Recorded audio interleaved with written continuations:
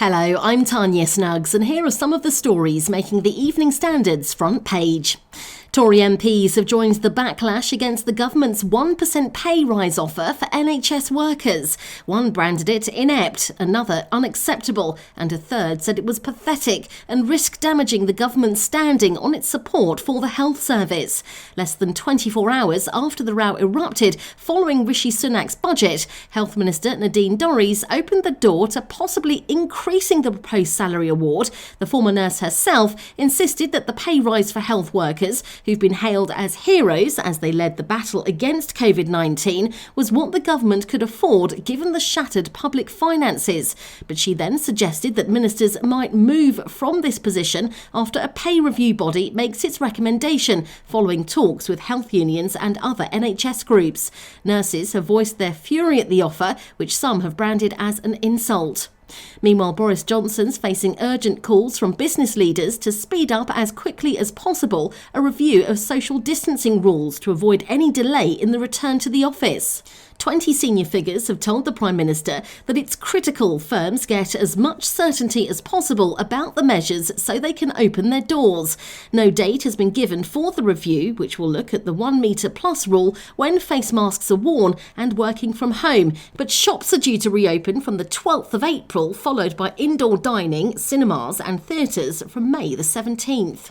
COVID-19 cases have tumbled so fast in the capital that the 7-day rate has fallen below 50 new confirmed infections per 100,000 people in half of boroughs. Official figures reveal just one is still above the key rate of 100. Public health chiefs want the whole of London to be below 100 before lockdown starts to be eased.